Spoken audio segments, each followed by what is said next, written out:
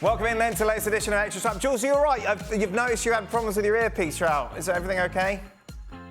No, I just, it's because you're shouting, I think, because I can hear Stevie and Craig perfectly, but with you, so I just put it like that and it sounds better.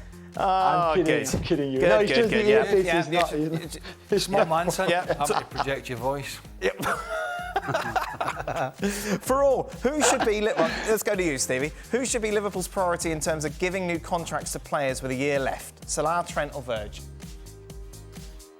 Salah. Salah's your priority? Goals. Really, over Trent as well? Listen, I guess you could make an argument. I would suggest that Virgil and Salah are a bit more... I think Liverpool would survive without Trent. As much as what he does is fantastic, I think they would survive better without Trent. Virgil's going to be a tough one to replace. But right. Again, goals, you can't... If you've got an opportunity to sign somebody who gives you, what? He scores, what, 30 goals a season, basically? Mm-hmm. You got to take the goals, innit? Take the goals? Got to take Salah? Got to take the goals, innit? It's a tough one. You could maybe share some goals around a bit more. I mean, nobody's going to... We talked about this yesterday. No wide player's going to come in and replicate those numbers. That's front. You'd have to get a front man to do that. But you take Van Dijk out of that side, right? You're now left with Kanate and Konza, and I wouldn't say he's holding it together, but that's a big set of shoes to fill, in it. Really, he's older. He's older than Salah as well. But is it different defender attacker? Does that? Well, it is absolutely. Listen, he's been unbelievable for the last. I mean, with 5, age. 6 seasons. Sorry. I mean, with age. Well, I guess the guy we were talking about at the start of the show Cristiano Ronaldo is still scoring goals, regardless of whether you think he does enough elsewhere. Right. So maybe Salah does the same. Okay. Jules, which one for you out of those three? Yeah, I think I agree with the boy. I think for Salah, I would say, listen, we love you and we want you to stay. You're 32 years old now, but we can't keep you at the same wage, on the same money that you're on. He's on £450,000 a week.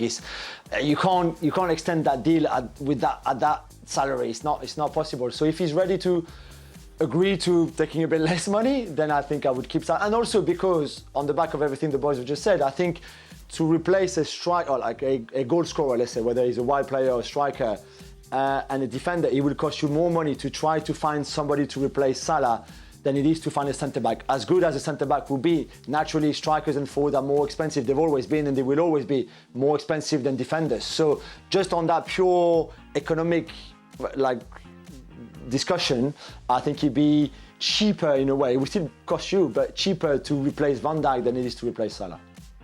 Jules, is this the end of the 100 million plus transfers for the foreseeable future or just a dip in the market? Are the sustainability rules going to hurt the quality of football moving forward?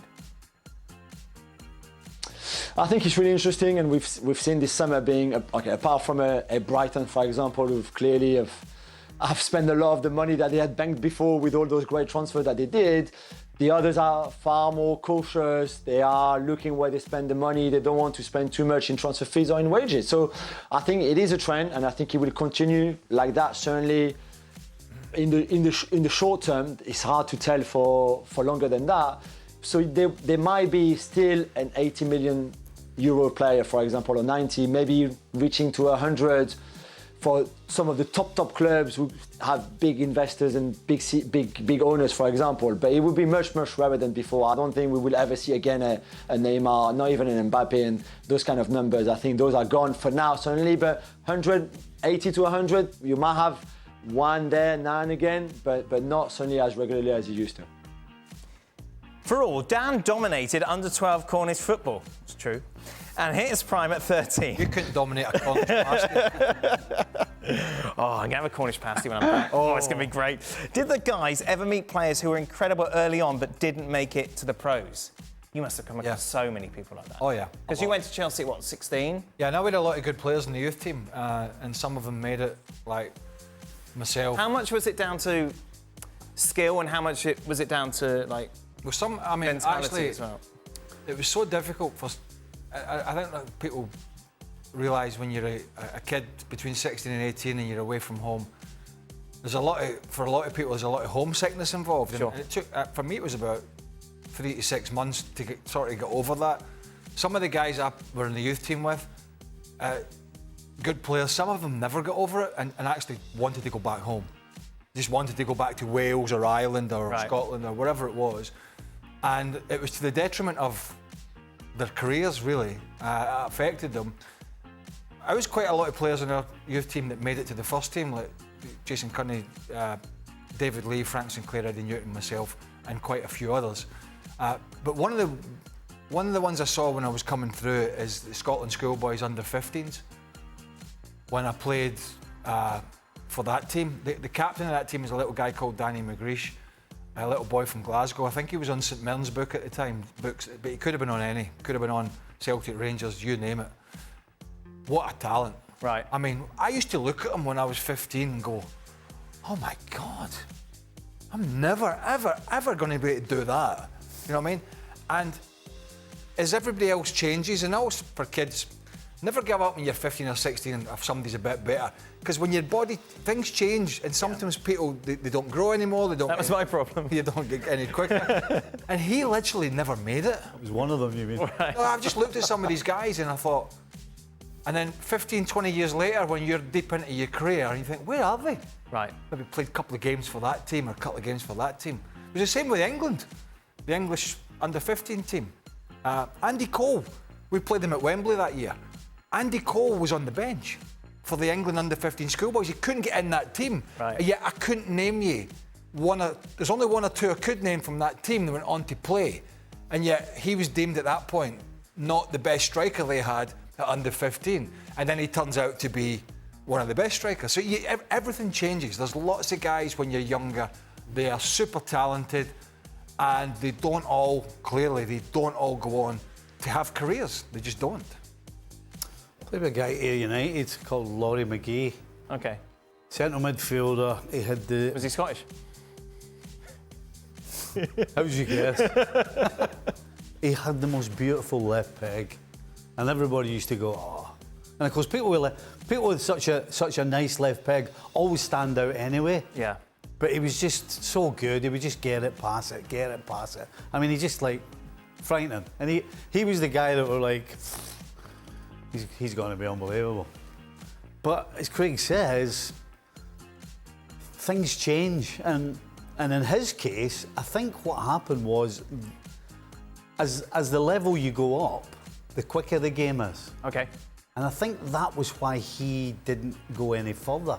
Because I think people then could close him down, could outmuscle him, and he just disappeared. But at one time, it was like, wow, left peg. We had a player at Chelsea, he was older than me. It was funny. He was in the first team.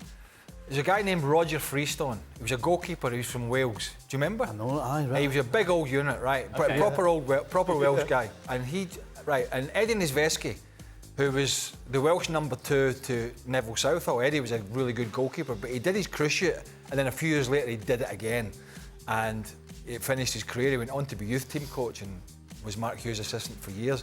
But Roger was in the first team, coming through. I think they signed him from Swansea or somebody. But all he wanted to do was go back to Wales. We'd come in the morning. I'm going to say Roger was a good few years older than me. I'd been in the youth team at the time. And I'd come in the morning and say, Roger, all right? He'd say, all I want to do is go back to Wales and work down a mine. Seriously? Yeah. Seriously. Wow. He said, I don't want to be here. All I want to do is go back to Wales and go down the mine. He said, there's no pressure. Oh, wow. Who was the Roger guy that Freestone. signed from Oxford to West Ham? Joey Beecham. Joey Beecham. He died. Right. He was at similar age to me. He passed away, I'm going to say 2 or 3 years ago. That might not be accurate, but he has passed away. He was at Oxford.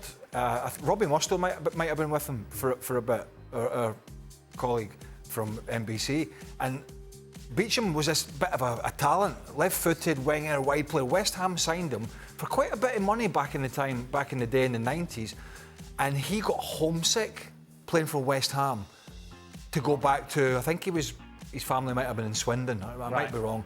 But it was only, which is very short. I'm going to say a couple of hours. Yeah. I'm going to say a couple of hours, maybe 2 to 3 hours travel. And he wanted desperately to leave West Ham because he was missing. Right. And so he gave his career in the Premier League with Harry Redknapp and blah, blah, blah, because he wanted to go back. I think he did. Did he not go back on loan to Oxford or something? He went back. His career at West Ham was very short, and they never recouped the money. He just couldn't handle being in London, and he just wanted to be home. And that just shows you how sometimes players are just affected differently. Jules, you must have seen that. You obviously develop close relationship with French players that come over to the Premier League. There must be an element of homesickness for them that affects their game on the pitch and their day-to-day living.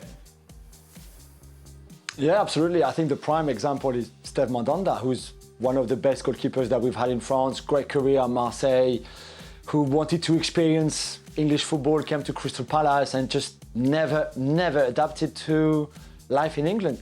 Just in general, he's a smart guy, he's a lovely guy, but it's just not for him. His family didn't like it either. And it's nothing to do with, with Crystal Palace or being in London and anything. It's just that it was just not for them. And I think very quickly they were homesick, and the only thing they wanted was that as soon as possible to go back to France, wherever that would be, Marseille or somewhere else. And they just never cut it. And from the outside, you look at it, if you're a fan, you say, like, how come Steve Mandanda can't be happy at Crystal Palace on 150k a week, playing in the Premier League, being a French international, etc. But it's not as simple as that. Psychologically, it's not always easy. And the boys are mentioning young players. For young players, it's obviously even later in your career, sometimes it's just not clicking. It's just not working out for you. Whatever reason, there's different reasons for it. So yeah, there's a few like that. And I think France to England, pretty similar. But imagine coming from South America, for example, or even from Africa, coming to England or the north of Europe, where the culture is so different, the weather is different, the food, everything. It's not easy, and I think you need to be really strong mentally to make it and to cut it. LeBouf never had a problem. Well, of course not. He just walked in and went, right, Frank's here, out of the way, Frankie's here. Oh my God, it's home anywhere. Move aside. When was peak Jules, by the way? Just going back to the original question. When was what? When were you at your peak, Jules, or have we yet to see it? At my peak, sorry. My peak, I would say, when I played in 4th division, I was 18, so 1998. Okay. That season, I was on fire. And then my dad said, listen, go and study. You're never going to make it at the top. There's no point playing in the 3rd division. And he was probably right. Let's go and work hard, and you will end up working on ESPN with Dan Thomas, Stevie Nicol, and Craig Burley. So here you go. Where do you rank going back first? Where do you rank? Cornish pasty. Yep. Doner kebab. No. Fish and chips. Fish and chips I love as well, mate. Yeah, I'll definitely have fish and chips when I'm back. And a good curry. Oh, the curry. Yeah. I'm taking every stereotype. And a good English breakfast. Let's be honest. Yeah. We struggle a bit for a curry here, don't we? It's not the same. Didn't your dad tell you to quit? Yeah. Well, do you know we had the Alex Morgan video about it? She seemed quite emotional. Yes. Mine was, Bertie, I'm not coming back. Goodbye. That was it. I played my 46 cap for Scotland against Austria at Hampden. I'd been out for a couple of years. So I'd been out for about 18 months injured. Derby, in and out of the team, so I wasn't fit. Bertie called me up. I kind of knew in my head, in your head, right? I couldn't go box to box anymore, so I couldn't score goals, I couldn't get around. But I played, and we lost 2-0 to Austria at home in a friendly. And I went up to the players' lounge, where all the families were after the game, and I'm having a beer, and my dad went, time to call it a day. And he did. He said, time to... And that's, sometimes... Because I think he was watching, he'd obviously seen the period playing at the Euros in '96 and the qualifications. He'd seen peak Burley. And the World Cup and the days at Celtic and blah, blah, blah, and the cup finals at Chelsea. And now you're looking at a guy who's, like Stevie said, looks like he's got the elastic band when he said on the show with Ronaldo. And so sometimes you need to hear that, because I kind of knew that with all the injuries, but he just went, no beating about the bush. Hey, it's time to just give it a rest. So I made that decision within... And that was it? 24 hours, done. and it's time to let somebody else. Why go out there and flog yourself? And you're getting it from the punters. Sure. Because you're the experienced guy. Yeah, you're the easy target. No, there's nothing enjoyable about not being able to do what you should be doing or used to be able to do. Did anyone tell you, or did you? No, I figured it out. Yeah. Yeah, I figured it out. Yeah. Stevie, if the football laws are not definitive and there is room for interpretation, isn't it wise for teams to study the referee? Like for which fouls the particular referee gives cards. When you were the manager, were you and your team studying referees before a match? No. You kind of know. You imagine him and Paul. They wouldn't study an opponent, let alone referee. You kind of know. Without studying it, just the fact that you've had them a few times, you figure out what they're all about. Okay, and then do you warn your players? Well, yeah. But what kind of things would you say? Like just. Well, don't talk to him. Right. You talk to him. Doesn't matter how you talk to him, he's going to boot you. I see. Just simple little things. Yeah. But yeah, you kind of figure them out after you've had them twice. You know what they're all about. Jules, do you think that Antoine Griezmann is going to be in MLS next summer? That's a great question.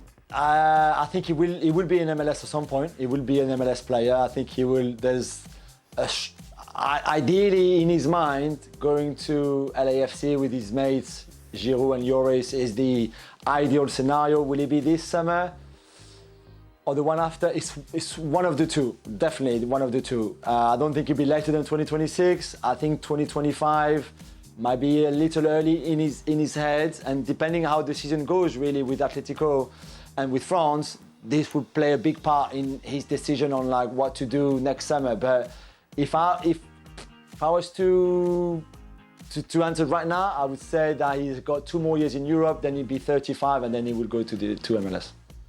Final question. Bellingham started a YouTube channel. Ronaldo recently started one as well. The obvious question is, when will Stevie and Craig have their own YouTube channel? Never. Do you know what?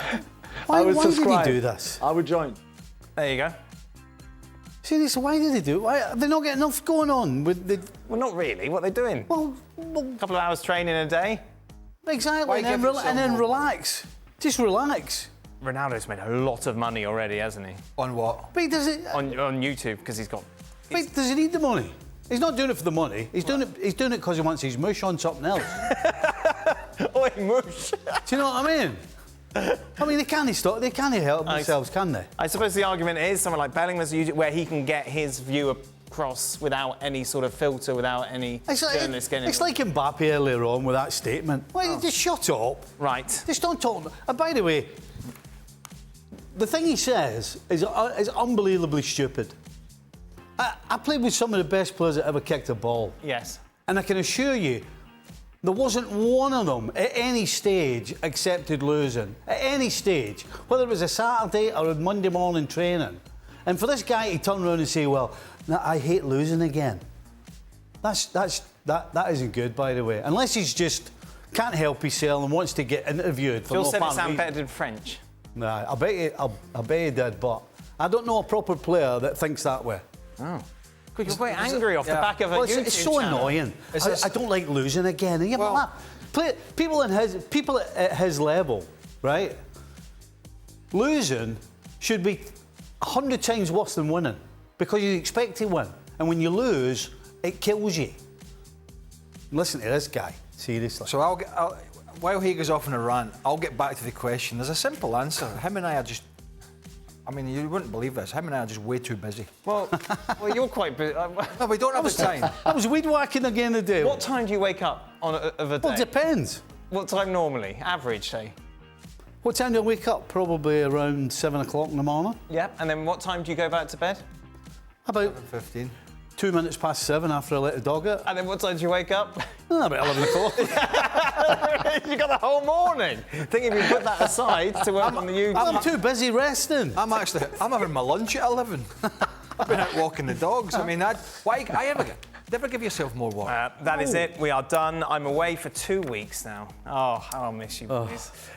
Kay will be here, Sebi as well during that time as well to reflect on some more. Why did you tell people you're going away? I thought it was nice. Nobody cares. I think people care. They don't. They do. No, they don't. They don't give us stuff. Make sure you lock your doors and all that. Then. Oh yeah, I'm sure everyone's coming round Everyone's to coming round steal to my you. jewellery. That is Oh, it. your Rolexes in Yeah, the yeah, drawer Rolex. and all that. Yeah, exactly. ESPN FC, they're back on your screens tomorrow. Italy against France, of course, will lead the show.